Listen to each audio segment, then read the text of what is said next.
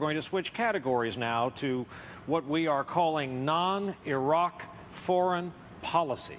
Senator Obama, what are America's three most important allies around the world? Well, I think the European Union as a whole has been a long-standing ally of ours. And through NATO, we've been able to make some significant progress. Afghanistan in particular is an area where we should be focusing. NATO has made real contributions there.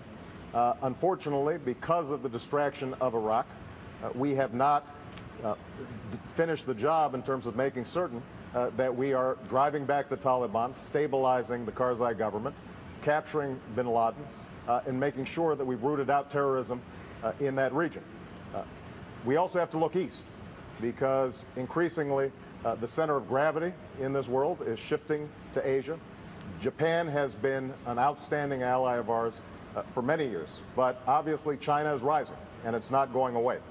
They're neither our enemy nor our friend. They're competitors. But we have to make sure that we have enough military-to-military contact and forge enough of a relationship with them that we can stabilize the region. That's something I'd like to do as president. Senator, thanks. I'll give you a follow-up. I didn't hear you mention Israel, and I ask because there is a quote attributed to your name. You said recently, "No one is suffering more than the Palestinian people." Do you stand by that remark? Well, keep in mind what the remark actually, if you had the whole thing said. What I said is nobody has suffered more than the Palestinian people from the failure of the Palestinian leadership to recognize Israel, to renounce violence, and to get serious about negotiating peace and security for the region. Israel has been one of our most important allies around the world. It's the only established democracy in the Middle East. It's the linchpin of much of our efforts in the Middle East.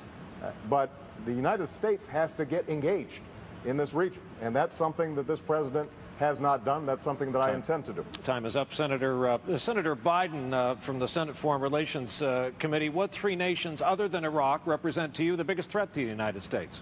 The biggest threat to the United States is right now North Korea. Iran, not as big a threat, but a long-term threat. And quite frankly, the tendency of Putin to move in a totalitarian direction, which would unhinge all that's going on positively in Europe. And it requires us to make two fundamental changes in this administration's policy. We have to jettison this notion of preemption as a doctrine, and we have to jettison the notion of regime change.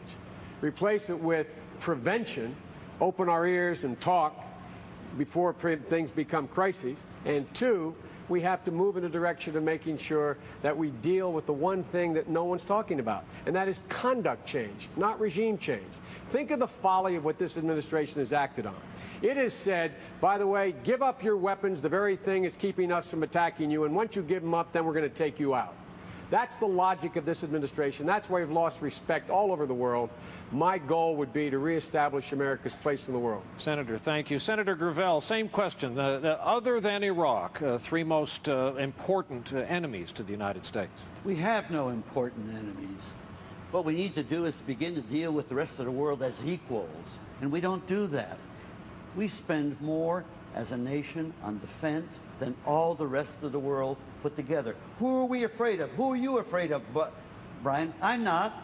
And Iraq has never been a threat to us. We invaded them. I mean, it is unbelievable. The military-industrial complex not only controls our government, lock, stock, and barrel, but they control our culture.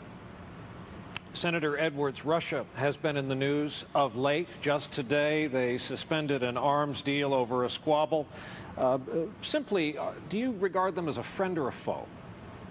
Well, what's happened in Russia, of course, is they've moved from being a democracy under Yeltsin to being a complete autocracy under Putin. The government has been centralized. Any kind of democratic effort, any opposition party, any opposition voice has been squashed.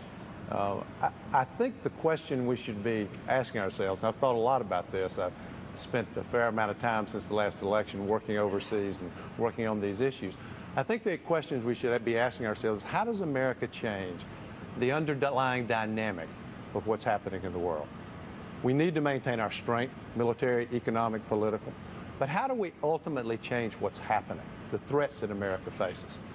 I think for that to occur, the world has to see America as a force for good again, which is why I've talked about leading an effort to make primary school education available to 100 million children in the world who don't have it, in the Muslim world, in Africa, in Latin America, leading an international effort on sanitation, clean drinking water, economic development, using microfinance as a tool. I mean, here's a way that America could actually demonstrate its commitment to humanity, which I think is critical for our leadership. Senator, thank you. Governor Richardson, with your forays into diplomacy, 4 nominations for Nobel Peace Prizes, when you consider that President Bush said he once looked into the soul of Putin, how would you do things differently with Russia? What I would do is I would assess what our strategic interests are. What would I want from Russia? Number one, I want them to control some of the newest nuclear weapons in their domain. Number two, I'd want them to be more humane in dealing with Chechnya. Number three, I'd want them to be a stable source of energy for this country.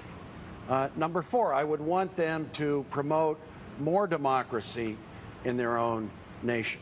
Now, my precepts in foreign policy are this. I think this president characterizes this. Being stubborn isn't a foreign policy.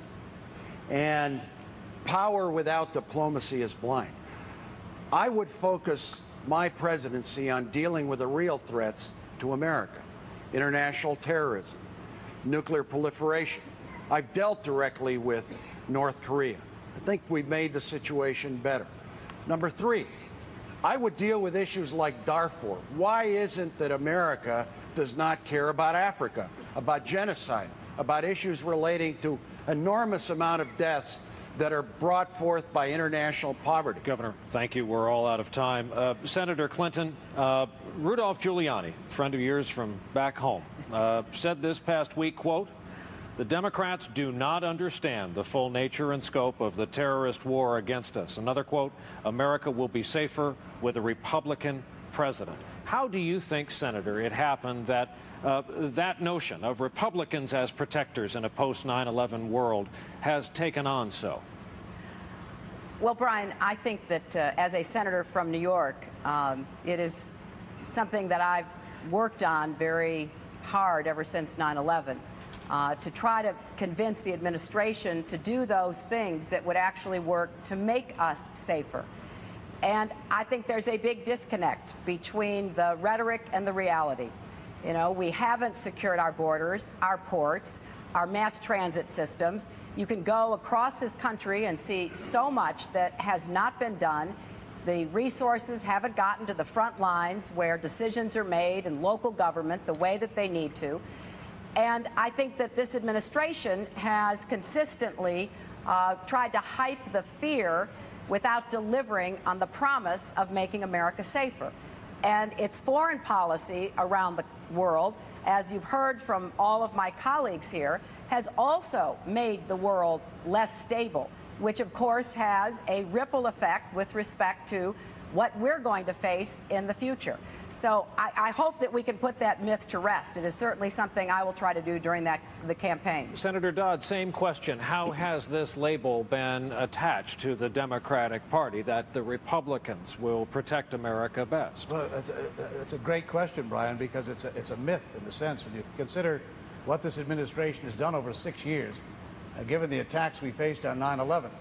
Here, our first responders are not getting the support they deserve. The administration has been resistant in supporting them. The war in Iraq, rather than dealing with the Taliban and Afghanistan, where our efforts should have been over the last number of years, not building the kind of international support. Stateless terrorism is a multinational problem. It's a tactic. It requires a multinational response. This administration has walked away from that. The very institutions we need to build to have us effectively engage and fight back against terrorism, this administration seems to take the other track and move in a different direction. I would have asked your question earlier. What's the serious threat we face? It is stateless terrorism. It isn't states. It's the absence of diplomacy, the absence of engaging with nations around the world to build those relationships that allow us to have a far more effective response to this scourge that we face in this century. We need to have leadership that knows how to build those relationships, to encourage that kind of participation. This administration has done just the opposite.